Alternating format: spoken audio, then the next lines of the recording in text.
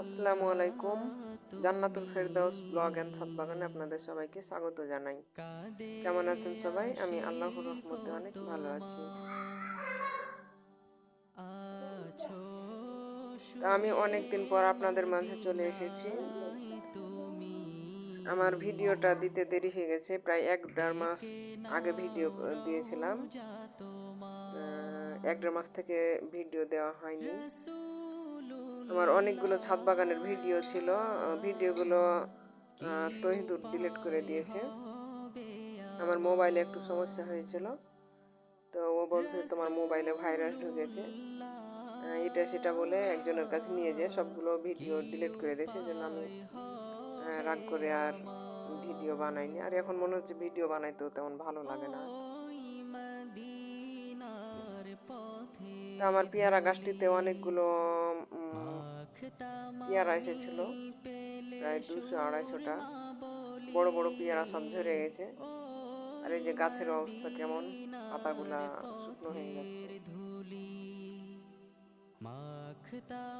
আর এরই মাঝে আমি কলমি শাক, তারপরে করলা, আর হচ্ছে পুঁইয়ের ডাঁটা, এগুলো আমি প্রায় তুলে নিয়ে যেয়ে খেয়েছি। প্রায় 8-10 দিন 15 দিন পর পর আমি ওগুলো কেটে নিয়ে যেয়ে খেতাম।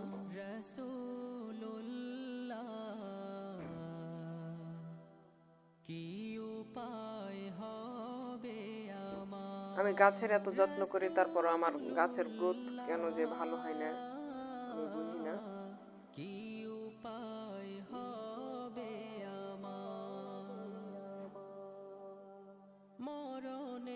এখানে মাশাআল্লাহ অনেকগুলো ডালিম এসেছে, প্রায় 16-17টির মতো। আর এগুলো হচ্ছে পুরুষ ফুল, এগুলোতে ডালিম আসবে না। আর এখানে এটা হচ্ছে ক্যাপসিকাম গাছ, গাছটা পচে গেল কেমন, পাতাগুলা পচে গেছে, পাতা ফুল। গাছটাকে উঠিয়ে নিব। আর এখানে একটা লাল পুঁই গাছ, লাল পুঁই গাছ দেখতে ভালোই লাগে।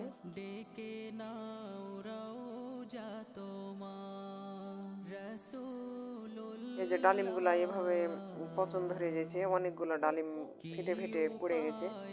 এর জন্য আমি বোরন স্প্রে করেছি, তারপরে বোরন গাছের গোড়ায় দিয়েছি, তারপরও কোনো ফলাফল পাচ্ছি না। আর এখানে একটা লম্বা পুঁইয়ের ডাঁটা উঠে গেছে। তোমার দেশে যায় কত আশিকান, এই অধম পড়ে আছি বাংলায় তান। আর এখানে সজনে গাছে অনেক সজনে ধরেছে। দেশে যায় কত আশিকান, এই অধম পড়ে। ডালিম ফুল থেকে ফল হওয়া মানে পরিপক্ক পর্যন্ত সময় লাগে, প্রায় 3-4 মাসের বেশি লাগে। আর এখানে সবেদা গাছে অনেকগুলো ফুল এসেছিল, পরে ঝরে পড়ে গেছে সব। অনেক আশা করছিলাম যে 2-1টা হলেও তাও চাখা যাবে যে কেমন টেস্টটা। আর এখানে ড্রাগন এসেছে 5টার মতো। ড্রাগন ফল হচ্ছে সেপ্টেম্বর মাস থেকে, মে মাস থেকে সেপ্টেম্বর অক্টোবর মাস পর্যন্ত ফল আসে 3-4 বার। দেখা দাও রাসূলুল্লাহ তুমি,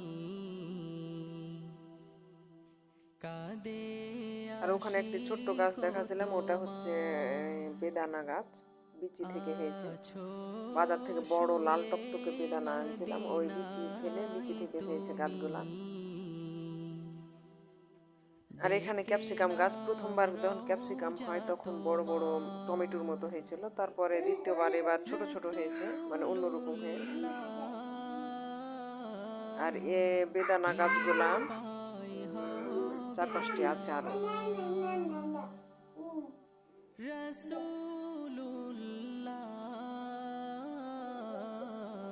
কি উপায় হবে আমার,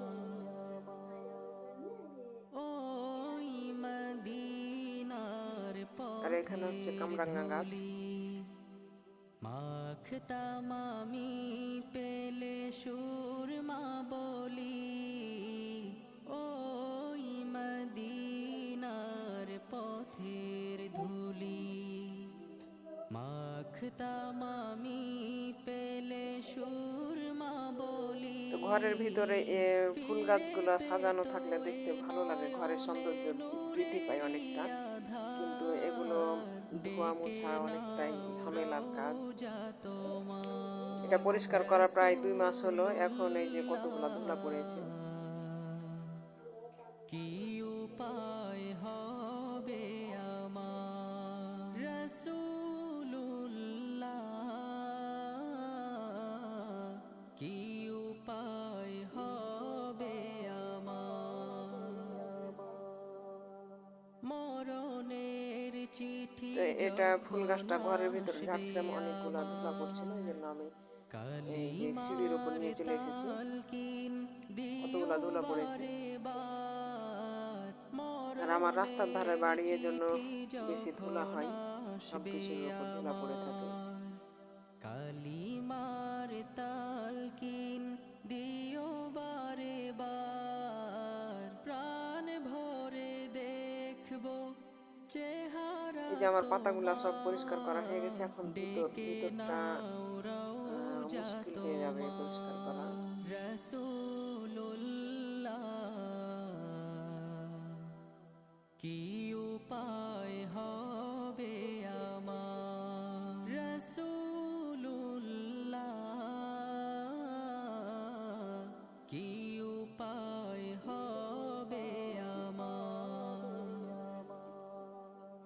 তোমার দেশে যায় কত আশিকান, এ অধম পড়ে আছি বাংলায় তান।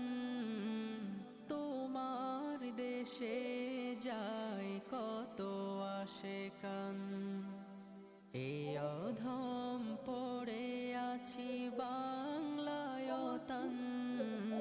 যেতে পারলাম না আমি দেশেতে তোমার, ডেকে নাও রওজা তোমার রাসূলুল্লাহ, কি উপায় হবে আমার রাসূলুল্লাহ,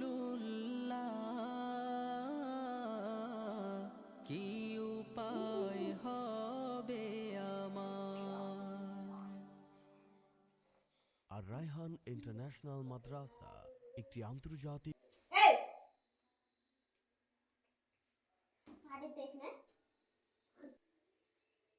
তো এই যে এখানে ওরা 2 ভাই খেলা করছে হেলিকপ্টার নিয়ে। হাফিজুর ঘরের ভিতরে খেলছিল, পরে আমি বললাম যে ছাদে গিয়ে খেলো, এখানে ছোট জায়গায় উঠতে পাই না। তো হাফিজুরের চাইতে ফের তহিদুর বেশি উঁচুতে উড়াতে পারছে। তো এই হেলিকপ্টারটা আবার কিছুদিন পরে হারিয়ে গেছে, নিয়ন্ত্রণ হারিয়ে এই হেলিকপ্টারটা উড়ে পালিয়ে গেছে। অনেক দূরে উঠতে উঠতে অনেক দূর চলে গেছে, মানে ছোট্ট ফড়িংয়ের মতো, মানে খুঁজে পাইনি ওকে।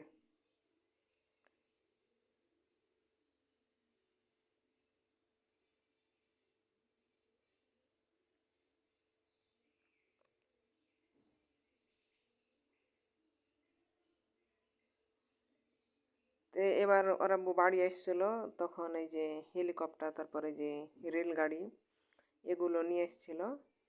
তা আমাদের ছেলেপেলে মানে একটা খেলনা ভালোভাবে রাখতে জানে না, যেটা খেলনা নতুন জিনিস পাবে ওটাকে নিয়ে সবসময় খেলে খেলে খেলে খেলে, মানে ওকে নষ্ট করা না পর্যন্ত আর পিছা ছাড়বে না এরকম।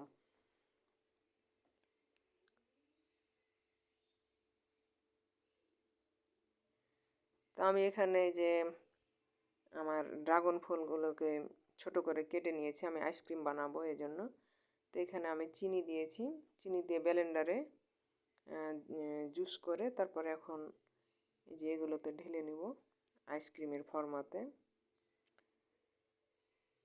তো আমি আইসক্রিমের জমার ভিডিওটা দিতে চাইছিলাম, পরে ছেলেরা বের করে খেয়ে নিয়েছে, এই জন্য আমি ভিডিওটা দিতে পারিনি। কিন্তু ড্রাগনের আইসক্রিমটা খেতে ভালোই লেগেছে বেশ।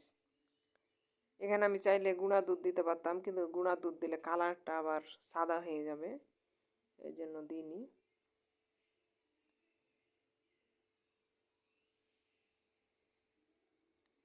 ভালো থাকবেন সবাই, আল্লাহ হাফেজ, আসসালামু আলাইকুম।